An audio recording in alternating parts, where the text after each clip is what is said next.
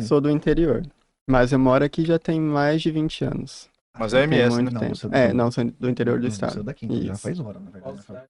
É, eu nasci em Viema, só que eu morava em Novo Horizonte do Sul, que era uma cidade próxima, mas eu acho que nem tinha hospital lá na época, então eu nasci Bem na cidade, pequenininho. era bem pequena. Que eu nem conhecia a cidade que eu nasci, eu fui conhecer em 2014, que eu fui participar de um festival lá, mas antes disso eu só tinha nascido lá. Na verdade, eu sempre gostei de experimentar coisas, desde muito pequeno. E na infância eu não tinha materiais, então eu desenhava com o que eu tinha. Eu morava no sítio na infância. E aí eu desenhava com o que eu tinha ali, com galhos, desenhava no chão e tal. E aí, tanto que quando eu entrei na escola, quando eu tive contato com caderno, lápis de Cor, cor, né? eu Tudo. reprovei, porque eu só desenhava no caderno.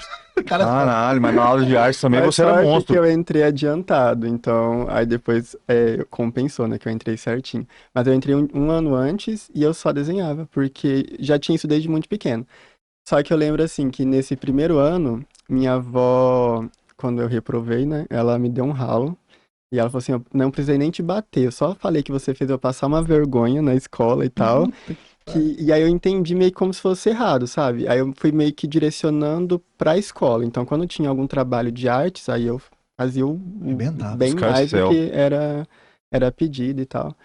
E aí eu fui entendendo que eu poderia fazer isso, mas eu nunca me imaginei, tipo, trabalhando com isso, sabe? Eu gostava de fazer, mas não me via sendo professor, não me via sendo Vivendo disso, artista, pode-se dizer.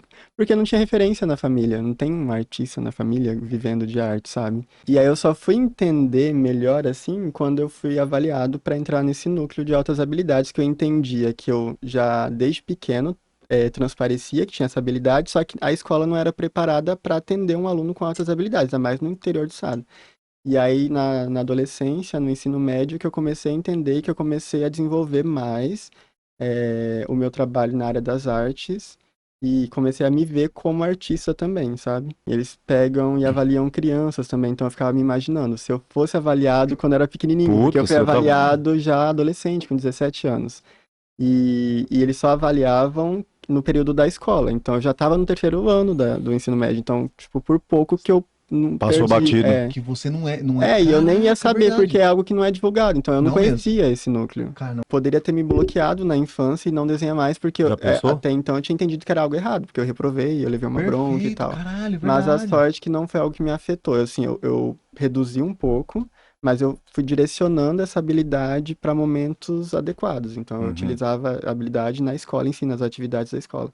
Mas deve ter acontecido com várias pessoas, de ter se bloqueado, Deve porque ter a escola acontecido. não tem suporte, os professores não têm suporte para atender um aluno superdotado, às vezes nem Sim. entende, nem conhece. Eu entrei nesse núcleo, no finalzinho do terceiro ano. E aí, depois, no ano seguinte, eu entrei para engenharia civil. Então eu conseguia conciliar a faculdade de engenharia civil, trabalhava e frequentava o núcleo. Só que aí chegou no final da faculdade eu vi que seria uma responsabilidade muito grande me formar como engenheiro e eu falei, vou ter que me dedicar a essa profissão e eu não vou conseguir conciliar as duas coisas e eu sabia que com o tempo eu não ficaria feliz, assim, sabe? Aí eu tranquei, aí fiz o Enem de novo, consegui bolsa de novo pelo ProUni, porque eu descobri que o ProUni era para a primeira graduação. Então, se eu não tivesse me formado, eu conseguia de Ah, você novo. consegue. Aí eu Ah, falei assim, vou tentar de novo, aí eu consegui para design, que é o que eu tô fazendo você agora faz hoje. e tô finalizando agora esse semestre, tô no último já. E aí começou a ter os bordados, começou a ter uma repercussão muito grande, e aí a parte da engenharia eu fui deixando de lado. Você Mas a deixa. ideia era fazer design, e no último semestre concluir as duas, sabe? Depois que eu comecei a bordar na folha seca, eu comecei a procurar coisas que eu poderia fazer, materiais que eu poderia usar para bordar também. E aí veio a folha esqueletizada, veio pétala de rosa, então já bordei em pétala, já bordei em asa de mariposa, já bordei em pena, aí bordei em fava. Então eu comecei a coletar tudo que eu poderia ver, assim. Caraca. E tem várias outras coisas que eu já tenho em mente que eu quero fazer, mas ainda não consegui fazer, não deu tempo. Só que aí foi legal que, acho que menos de 2 meses que eu comecei a bordar em folhas, eu fiz um trabalho que foi muito interessante, que foi uma arara, que é uma das primeiras que tá no Instagram que eu fixei lá. E aí era um trabalho que eu queria muito dar volume pro bordado e movimento também. E aí foi bem na época que eu tava ajudando meu colega a decorar a casa dele, e tava brincando com o leque na casa dele e eu quebrei o leque. Aí eu peguei, tive que arrumar e tal. E aí, ok, né? E depois eu fui pro sítio, acho que 2 dias depois que eu tinha quebrado o leque. E eu tava com essa ideia de fazer uma arara com volume. Queria fazer algo mais volumoso e não esse bordado chapado. E aí teve um dia que eu acordei e já veio insight. Falei, cara, eu vou fazer arara com volume e com o movimento da asa, como se fosse o movimento do leque, abrindo, sabe? E aí veio. Fiquei, tipo, uma semana só pensando em como fazer isso. Aí foi até engraçado que eu falei pra minha avó, falei assim, que eu chamo minha avó de mãe, que ela que me criou, né? Desde os 9 dias, assim, que minha mãe faleceu, eu tinha 9 dias, e minha avó que me criou.